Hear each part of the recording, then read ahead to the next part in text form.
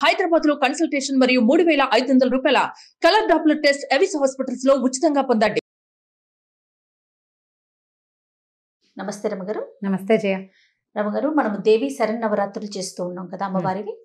3వ రోజు అమ్మవారికి అలంకరణ ఏ విధంగా ఉంటుంది, అలానే ఆవిడ పూజా విధానం, ఏ విధమైన నైవేద్యాలు మనం సమర్పించుకోవాలి? 3వ రోజు శరన్నవరాత్రుల్లో 3వ రోజు అంటే మన నవదుర్గల్లో చంద్రఘంటాదేవి, శైలపుత్రి, బ్రహ్మచారిణి, 3వ ఆవిడ చంద్రఘంట. ఈవిడ ఘంటాకారంలో, అర్ధచంద్రాకారంలో ఉంటాడు కదా చంద్రుడు. అవునండి. ఆ చంద్రవంక ఘంటాకారంలో కనపడుతుందిట. గంటని ధరిస్తుంది అని చెప్తారు. ఈ అవతారాన్ని మనకి శ్రీశైలంలో అమ్మవారిగా వేస్తారు. భ్రమరాంబాదేవికి చంద్రఘంటాదేవి అలంకారం చేస్తారు. ఇక్కడ చంద్రవంక ఉంటుంది కదా, అక్కడ ఘంటాకారంలో ఉన్న చంద్రుడు ఉంటాడనమాట. ఈవిడేంటంటే ఎప్పటిది ఈ స్వరూపం, శివపార్వతుల వివాహం. ముందు మొదటేమో ఆవిడ హిమోత్పుత్రికగా పుట్టింది. తర్వాత శివుడి కోసం తపస్సు చేసింది. తర్వాత శివుడు ప్రత్యక్షమయ్యాడు, ఆయన ఒప్పుకున్నాడు వివాహానికి. మీరు వివాహానికి శివుడు తరలి వచ్చేట భూతగణాదులతోటి. ఓహో. తరలి వస్తే భూత ప్రేత పిశాచాలన్నీ, ఆయన శ్మశానవాసి కదా, ఆయన స్వస్వరూపంతో వచ్చేసాడు. మెడ చేతుల నిండా సర్పాలు, తర్వాత గజాజనము వ్యాఘ్ర చర్మాలు ధరించి భూతప్రేత పిశాచాలన్నీ, ఆ గణాలు అవన్నీ ఎట్లాంటి ఒక శబ్దాలు, వాటిని చూసేసరికల్లా వీళ్ళ అమ్మగారు హిమవత్పర్వతం యొక్క భార్య మేనాదేవి స్పృహ పడిపోయింది భయంతో. ఇలాంటి వాడికి ఇస్తున్నాం పిల్లని అనిపించేస్తుంది కదా. పడిపోయేసరికల్లా అప్పుడు అమ్మవారు ఒక సాత్విక స్వరూపంతో శివుడి దగ్గర కనిపించిందట. ఈ చంద్రకంఠ స్వరూపంతో కనపడి, సర్వాంగ సుందరమైన పెళ్లి కుమారుడిగా వచ్చి నన్ను వివాహం చేసుకో, నన్ను అట్లా చేపట్టమని అడిగింది. ఆ వెళ్ళిన స్వరూపం పరమాద్భుత సౌందర్యవంతమైన స్వరూపం అట. చంద్రఘంటాదేవి చాలా అత్యద్భుతమైన సౌందర్యవంతమైన రూపం. ఆమెని ధ్యానించిన వాళ్ళకి, పూజించిన వాళ్ళకి అసలు ఆయుధ భయం ఉండదు. ఆవిడ ఆ స్వరూపంతో యుద్ధం చేసినప్పుడు గంట మోగుతుందట. ఆవిడ వస్తోందని చెప్పడానికి ఘంటాధ్వని వినిపిస్తుంది అనమాట. రాక్షసుల గుండెల్లో రైళ్లు పరిగెడతాయి అనమాట ఆ శబ్దం వింటే. అలాంటి అత్యద్భుతమైన స్వరూపం అన్నమాట. ఆ పరమాద్భుత స్వరూపాన్ని చూసి ఆమెకి అనురూపంగా ఉండాలని భావించి పరమేశ్వరుడు పెళ్లి కుమారుడుగా తయారై వచ్చాడు. ఎంత పరమాద్భుత సౌందర్యమో, సదాశివుడిలాగా తయారై వచ్చాడు. ఈ వెనకాలన్న ప్రమథగణాలన్నీ కూడా స్వరూపాలు మార్చుకున్నాయి. అమ్మవారికి పెళ్లికి శోభాయమానంగా కనపడడం కోసం, ఆమెకి ప్రీతి కోసం భూతగణాలన్నీ కూడా తమ స్వరూపాలు మార్చుకుని ఈయన అత్యద్భుతంగా పెళ్లి కుమారుడిగా తయారయ్యి వచ్చారనమాట. అప్పటి స్వరూపం. చంద్రఘంటాదేవిని కనుక స్మరిస్తే వాహనాల్లో, ప్రయాణాల్లో భయం ఉండదు. తర్వాత జంతువుల వల్ల, ఆయుధాల వల్ల భయం ఉండదు. చాలా తొందరగా మనకి వశం అవుతుందట ఆవిడ. ఆమెకి అలాంటి అమ్మవారిని పూజించేటప్పుడు మామూలుగా దసరా నవరాత్రుల్లో కూడా మనం ఎట్లా పడితే అట్లా ఉండకూడదు. చాలా శుభ్రంగా చక్కగా అలంకరించుకుని కూర్చుని పూజ చేసుకోవాలని చెప్తారు. సర్వాలంకారాలతోటి కూర్చుని పూజించాలి అమ్మవారిని. మామూలు పూజల్లో సాధారణంగా ఏం చేస్తారు, పొద్దునే ఏదో తలస్నానం చేసి జుట్టు ముడేసుకుని తడి పొడి తలతోటి తల పెట్టుకుని పిడప తీసి పక్క పెట్టి కొద్దిగా మడిచేసి అలా కూర్చుంటారు, ఏదో చీర కట్టుకుంటారు. అట్లా కాదు. అమ్మవారి పూజలు చేసే 9 రోజులు చక్కగా అలంకారం చేసుకుని, తలకాయ శుభ్రంగా దువ్వుకుని, తలలో పువ్వులు పెట్టుకుని, మెడలో సువాసన చిహ్నాలైన నగలన్నీ ధరించి చక్కగా అలంకరించుకుని పూజిస్తే ఎక్కువ ప్రసన్నంగా ఉంటుంది. అమ్మవారికి సర్వసౌందర్యంగా కనపడితే చాలా ఇష్టం. సాధకులైన వాళ్ళు సౌందర్యవంతంగా అలంకరించుకోవాలి. పూజ చేసుకునే వాళ్ళు కూడా చక్కగా శుభ్రమైన బట్టలు కట్టుకోవటమే కాదు, చక్కగా బొట్టు కట్టుగా తీరుగా ధరించి పేరంటానికి వెళ్ళినట్టుగా తయారవ్వాలి. అట్లా కూర్చుని పూజ చేసుకోవాలన్నమాట. చంద్రఘంటాదేవికి అటువంటి అలంకారాలు ఇష్టమట. అయితే ఇప్పుడు మనకి విజయవాడలో ఏంటంటే ఈరోజు గాయత్రి మాత స్వరూపంలో అమ్మవారిని అలంకరిస్తారు. గాయత్రి మాత అంటే 5 ముఖాలు ఉంటాయి. గాయత్రి మంత్ర అధిష్టాన దేవత. అమ్మవారి యొక్క స్వరూపము అని చెప్పడానికి వీల్లేదు. సూర్యమండలాంతర్వర్తిగా ఉండేటువంటి శక్తి ఆవిడే. 5 ముఖాలు ఉంటాయి. ముక్తా విద్రుమ హేమనీల ధవళ ఛాయలు అని చెప్తారు. ముత్యపు రంగు, పగడపు రంగు, బంగారపు రంగు, నీలము, ధవళము, తెలుపు, ఈ 5 రంగుల్లో 5 ముఖాలు ఉంటాయి. పంచముఖంగా ఉంటుంది. ఈ గాయత్రి యొక్క మంత్రం 24 అక్షరాలు ఉంటాయి. ప్రతి అక్షరానికి ఒక్కొక్క దేవత ఉంటారట. 24 మంది దేవతల యొక్క శక్తి ఈ మన గాయత్రి యొక్క మంత్రం. సాధారణంగా చెప్తారు, నా గాయత్రి పరో మంత్ర నమ అతు పరదైవతం అని. గాయత్రిని మించిన మంత్రమే లేదు, అమ్మని మించిన దైవం లేదు. గాయత్రి మహామంత్రం. అంటే ఎవరికైతే గాయత్రి ఉపదేశం ఉంటుందో వాళ్ళు గాయత్రి చేయకుండా ఏం చేసినా ఫలితం ఉండదు.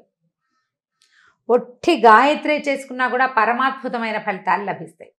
గాయత్రి మంత్రం సంధ్యోపాసన చేసేటప్పుడు చెప్తారు, యదహనాత్ కురుతే పాపం తదహనాత్ పరిముచ్యతే అంటారు. ఏ రోజు చేస్తే పాపం ఆ రోజే పోతుంది. గాయత్రి చేసేవాడికి పగలు చేసిన పాపం పగలు, రాత్రి చేసిన పాపం యద్రాత్ర్యాత్ కురుతే పాపం అని చెప్తారు. రాత్రిపూట చేయబడిన పాపం రాత్రే పోతుంది. గాయత్రి ఉపాసన చేసేవాడికి అంత అమోఘంగా ఉంటుంది. అయితే అందరికీ గాయత్రి మంత్రం ఉపాసన ఉండదు కదా. గాయత్రి మంత్రం ఎవరికి ఇస్తారు? సాధారణంగా ఉపనయనం అయిన తర్వాత బ్రహ్మచారికి ఉపదేశించబడేది మహామంత్రం గాయత్రి. మామూలుగా మనం గాయత్రి మంత్రం పిల్లలకి చెప్పించేస్తాము. కార్లు వెనక్కి వస్తుంటే వాటి దాంట్లో కూడా గాయత్రి మంత్రం పెట్టుకుంటాము. అలా అనడము వినడం వల్ల పెద్ద ప్రయోజనం ఉండదు. ఏదో మనం సంతోషం కొద్దీ చెప్పుకుంటాం. నిజానికి గాయత్రి ఉపాసన ఎలా కుదురుతుంది? గురుముఖత ఉపదేశం అయిన వాడికి పూర్తిగా ఫలిస్తుంది. మరి మనబోటి వాళ్ళు ఏం చేయాలి? ఉదయాన్నే లేచి సూర్యోదయ కాలంలో సూర్యుడిని చూసి నమస్కరించాలి. ఆ ఉదయకాల సూర్య నమస్కారము గాయత్రి మంత్రంతో సమానం. ఆ సూర్యమండలంలోనే ఉంటుంది అమ్మవారు. ప్రతివాడు గాయత్రిని ఉపాసించవచ్చు. ఈ రకంగా సూర్యమండలాంతర్వర్తిగా ఉంటుంది ఆవిడ. ఆ సూర్యుని యొక్క ప్రభ, ఆ శక్తే గాయత్రి. మాకు ఉపదేశం లేదు, ఉపదేశం ఉన్న వాళ్ళు అదృష్టవంతులు, మాకు లేదు లాంటి భావాలకు లోను కాకూడదు. ఒక్కొక్కరికి ఒక్కొక్క అవకాశం ఇచ్చింది మనకి అమ్మవారు. ఉపదేశం చేసుకోగలిగిన వాడు ఉపదేశం చేసుకుంటాడు. దాన్ని కూడా నిలబెట్టుకోలేని వాళ్ళు ఎంతమందో ఉంటారు. అది కూడా సరిగ్గా చెయ్యరు. వాళ్ళ కర్మానుభవం వాళ్ళకి సహకరించదు అనుకో, దానికి మనం ఏం చెప్పలేకపోతాం. కానీ ఉపదేశం ఉన్నవాళ్ళు తప్పకుండా గాయత్రి చేసుకోవాలి. ఉపదేశం లేని వాళ్ళు ఇట్లా గనక సూర్యోపాసన, సూర్యుడిని ఉపాసన ఏం చెయ్యొద్దు. పొద్దున్నే నిద్రలే తొలి నమస్కారం సూర్యుడు ఉదయిస్తున్న సూర్యబింబానికి నమస్కరిస్తే అమోఘమైన ఫలితాలను ఇస్తుంది గాయత్రి మాత. ఈ గాయత్రి మంత్రాన్ని గురించి ఒక అద్భుతమైన కథ ఉంది మనకి దేవి భాగవతంలో, చెప్పుకుందాం. అది అమ్మవారికి ఈరోజు నివేదన కొబ్బరన్నము పాయసము పెడతారు. కొబ్బరితోటి అన్నం అంటే కొబ్బరి పాలు పోసి అన్నం ఉండి పైన తిరగమాత వేసుకుని కొంచెం కొబ్బరి వేసుకునేది ఒకటి. అట్లా కాకుండా మనం పులిహోరలాగా అన్నం వండేసుకుని తెల్లటి అన్నం, దాంట్లో మనం తిరగమాత పులిహోర పోపులాగా పోపు వేయించుకుని కొబ్బరి కూడా అందులో వేసి వేయించేసి అది ఎత్తి అన్నంలో కలుపుకోవటం. అది కొబ్బరి అన్నం. రెండోది పాయసము, బెల్లం వేసి కానీ పంచదార వేసి కానీ పాలు పోసిన పాయసాన్ని, ఈ రెండు నైవేద్యాలని మనకి అమ్మవారికి ఇక్కడ గాయత్రి మాతకి అదే పెడతారు. చంద్రకంఠాదేవి కూడా అదే నైవేద్యాన్ని సమర్పిస్తారు. మన అలవాట్లను బట్టి ఇళ్లలో పద్ధతులు, పెద్దవాళ్ళ ఇళ్లలో అనుచానంగా చేసేవి. ఒకవేళ మనకి ఈ పని చేయడానికి పెద్దగా శక్తియుక్తులు లేవు, మన ఇంట్లో ఉండే పళ్ళో ఫలము కొద్దిగా అంత అన్నము బట్టి అన్నము పంచదార నెయ్యి వేసి కాస్త ఉప్పు బెల్లము నెయ్యి వేసో పూలగము పాలు పంచదారను లేకపోతే మన వడపప్పు పానకము అలా ఏదో ఒకటి నివేదన చేసుకుని గాయత్రికి సంబంధించిన అష్టోత్తర శతనామావళి దొరుకుతుంది.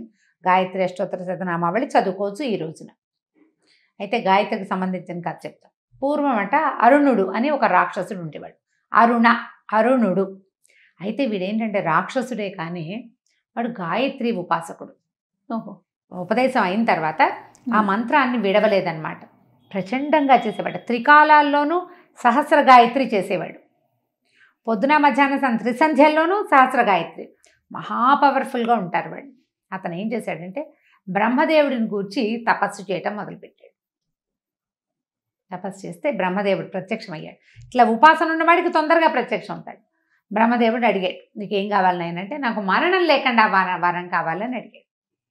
బ్రహ్మదేవుడు ఒప్పుకోలేదు. అది కుదరదు, వరాంతరం అడుగు ఏదైనా, పుట్టిన వాడి ప్రాణి గిట్టక తప్పదు. రాక్షసులకి మానవులకి మరణం తప్పదు. అమరులు కాదు మీరు, వేరే వరం కోరుకోమంటే బాగా ఆలోచించాడు. మామూలుగా సాధారణంగా ఎలా ఉంటాయి జీవాలు?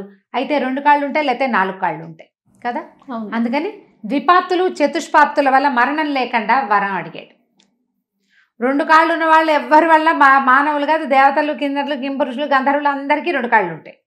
వాళ్ళతో నో మరణం. ఇక జంతువులు పులులు, సింహాలు, లేళ్ళు, గాడిదలు, కుక్కలు అన్నీను ఏనుగులతో సహా, జిరాఫీలు, ఒంటెలు తీసుకుని 4 కాళ్ళు ఉంటాయి. 4 కాళ్ళు చతుష్పాత్తుల వల్ల కూడా నాకు మరణం లేదు, లేకుండా మరణం ఇవ్వు అని అడిగాడు. చక్కగా మరి ఏం చేస్తాడు, ఒప్పుకున్నాడు కదా, ఒప్పేసుకున్నాడు బ్రహ్మదేవుడు. సరే బాగుంది. ఎప్పుడైతే ఇది వచ్చేసిందో వర గర్వం, అప్పటిదాకా ఇతను ఉపాసకుడు, మహాద్భుతమైన వినయ సంపదనిచ్చే గాయత్రి ఉపాసన. అక్కడి నుంచి బ్రహ్మదేవుడి కోసం చేసిన ఇన్ని వేల సంవత్సరాల తపస్సు. సాధారణంగా ఏంటంటే ఎవరికైనా కూడా ఇక్కడ మనమే ఉన్నాము అన్న భావన రాగానే వాళ్ళు ఇంకా ఆగలేకపోతారు. అవును అవును. వరగర్వం అప్పటికి ఇప్పటికీ అదే ఉంది జయ, ఏం మార్పు లేదు. అవును రమ్మగారు. మనం పైకి వెళ్ళాము అని అనంగా అనుకోగానే వీడి కొమ్ములు వచ్చేస్తాయి.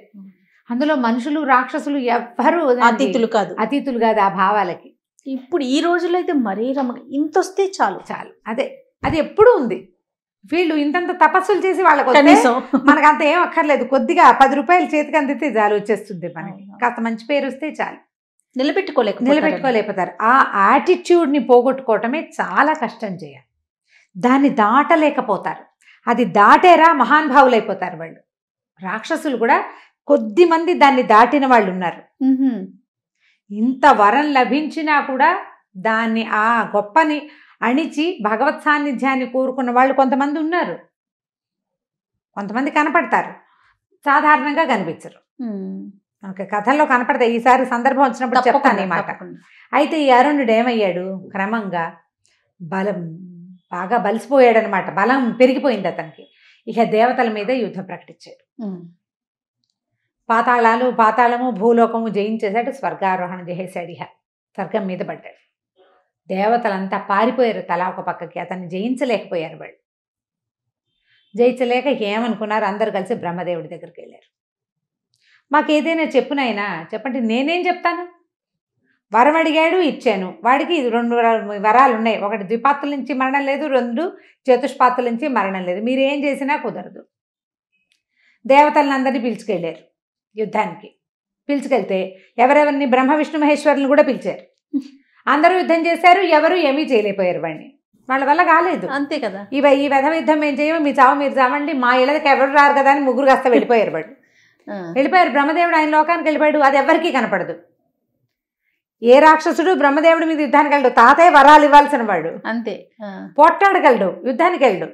అక్కడి నుంచి పరమేశ్వరుడు రాక్షసులకేమో పరమదైవతం శివుడే కాబట్టి ఆయన జోలికి ఎవరు వెళ్ళరు. ఆయన దగ్గర నుంచి లాక్కునేందుకు ఏముంది, అదే కదా, ఏమీ లేదు.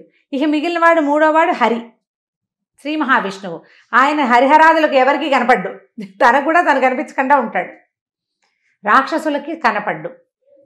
వాళ్ళు ఆయన పట్టుకోలేరు. ఆయన ఎక్కడ ఉంటాడో తెలియదు. ఎందుకంటే ఆయన సర్వాంతర్యామి. ఒక ప్లేసు అని లేదు. వీళ్ళు 3 కాస్త వెళ్ళిపోయారు. నిన్ను మేమేం చేయలేము అని. ఈ దేవతలంతా బతిమలాడారు బ్రహ్మని, ఏదైనా ఉపాయం చెప్పంటే బ్రహ్మదేవుడు చెప్పాడు, కాదు పరాశక్తిని అడుగుదాం. వీళ్ళు 3 వెళ్ళిపోయారు. ఎవరి వల్ల వీళ్ళు 3 పుట్టారో వాళ్ళేమో వెళ్ళైపోయారు. ఇప్పుడు మనకు ఎవరు చెప్పగలరు దీనికి సమాధానం? అందుకని అందరూ కలిసి అమ్మవారిని ప్రార్థించారు.